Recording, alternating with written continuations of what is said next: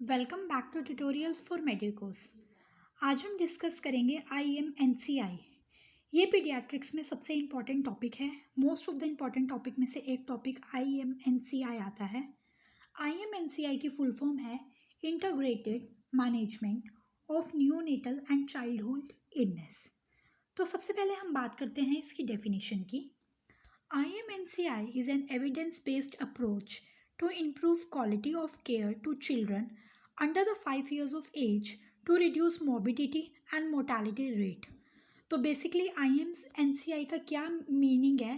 ये बेसिकली अपने अंदर एक ये एविडेंस बेस्ड अप्रोच है, मतलब सबूत के साथ एक अप्रोच है जो क्वालिटी ऑफ केयर प्रोवाइड करती है चिल्ड्रन को 5 ईयर्स से अंडर जो बच्चे होते हैं उनको केयर प्रोवाइड करती है ताकि जो डेथ रेट है, ठीक है, वो डिक्रीज हो सके और जो डिजीज कंडीशन फैलने के रेट है, जो इलनेसेस का रेट है, वो भी डिक्रीज हो सके।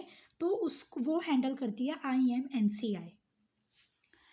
तो IMNCI के बेसिकली 4 मेन चीज़ें आपको याद रखनी है, जिसकी ट्रिक है P2CR। ठीक है, preventive, promotive, curative and rehabilitative. ये एक इंटीग्रेटेड अप्रोच है। इंटीग्रेटेड का मतलब होता है preventive, promotive, curative and rehabilitative. ये एक IMNCI अप्रोच है। अब बात करते हैं इसके कंपोनेंट्स की।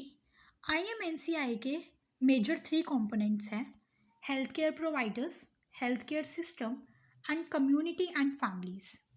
हेल्थ केयर प्रोवाइडर्स में केयर प्रोवाइड होती है हेल्थ के लिए, और इम्यूनाइजेशन और वैक्सीनेशन का जो शेड्यूल होता है उसको मेंटेन करके रखा जाता है।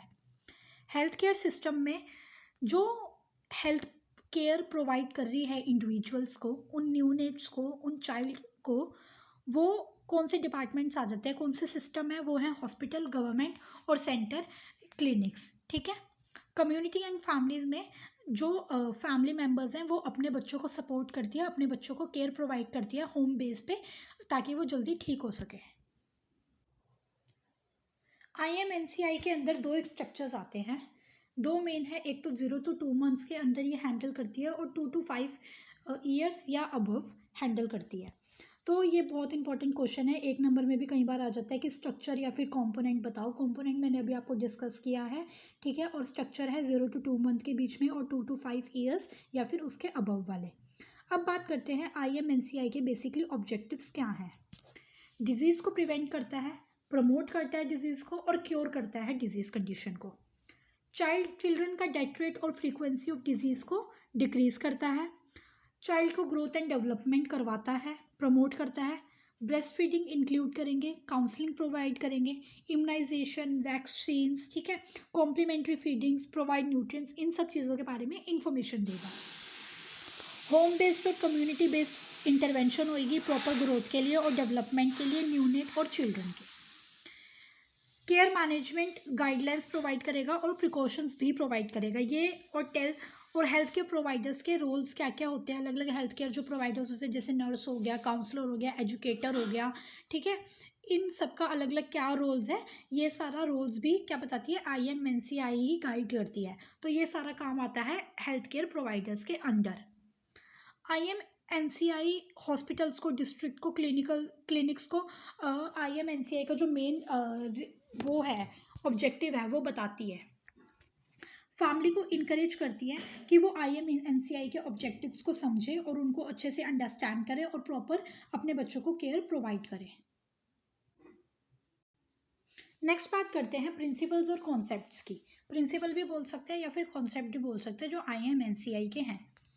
All sick children under 5 years of age, immediately refer them to appropriate hospitals, clinics, from where they can get health care provisions to immunization and vaccination status। मतलब जो भी 5 साल से नीचे के बच्चे हैं उनको कोई भी अगर डिजीज कंडीशन होती है तो उनको इमीडिएट रेफर करना है हॉस्पिटल में, क्लिनिक्स में, ताकि उनको प्रॉपर वहाँ पे उनकी प्रोविजन हो सके, ठीक है, उनकी प्रॉपर केयर हो सके, प्रॉपर उनको इम्यूनाइजेशन और वैक्सीनेशन प्रोवाइड हो सके ताकि वो डिजीज कंडीशन से बच पाए।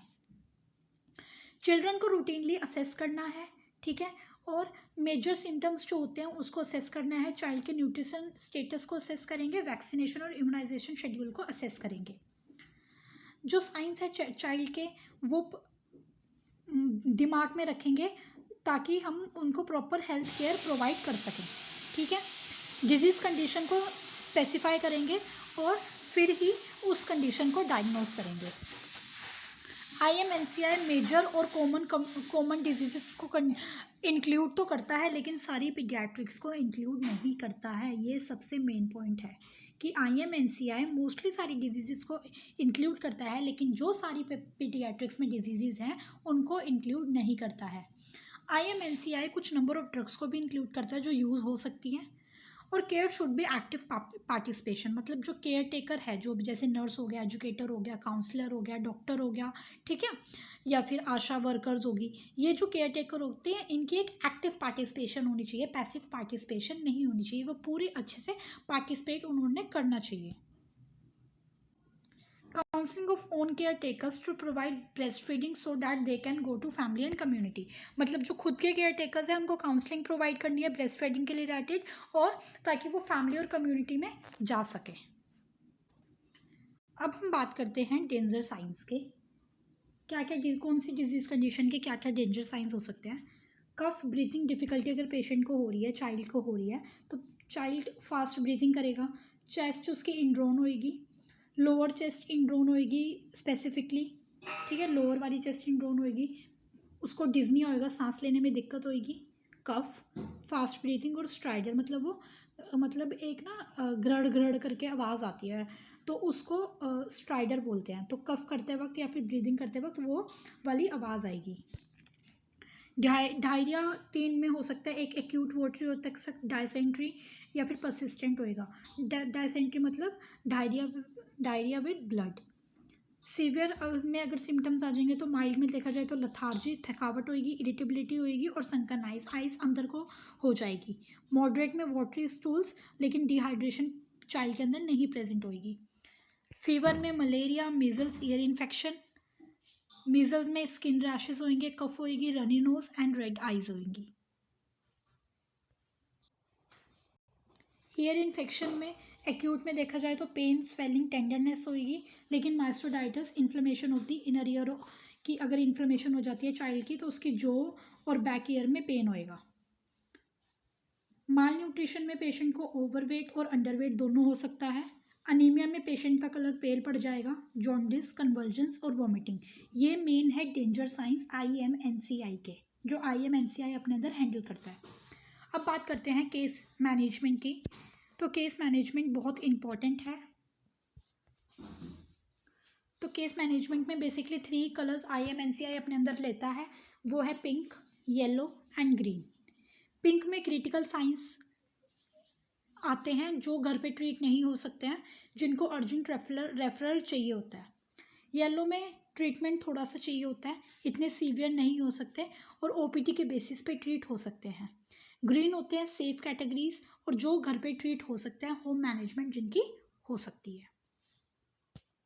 असेसमेंट के लिए हम चेस्ट इनड्रोइंग देखेंगे, nasal flaring, axillary body temperature, पस डिस्चार्ज देखेंगे चाइल्ड का ईयर में से, अम्बलाइकल की ड्रेनेज देखेंगे, लेथार्जी, उसकी चाइल्ड को थकावट तो नहीं हो रही है, पाल्मर पेलर देखेंगे, मतलब उनकी पाल्म्स होती है ना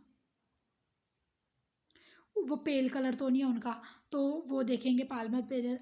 अनीमिया देखेंगे, हाइपोथर्मिया देखेंगे, bacterial infection, ear infection, diarrhoea या माल न्यूट्रिशन चाइल्ड का देखेंगे जब भी हम असेसमेंट चाइल्ड की कर रहे होंगे। तो ये था मेरा आज का टॉपिक IMNCI का। अगर किसी को कोई भी डाउट है तो प्लीज़ मुझे कमेंट करके ज़रूर बताएं। Thank you for watching.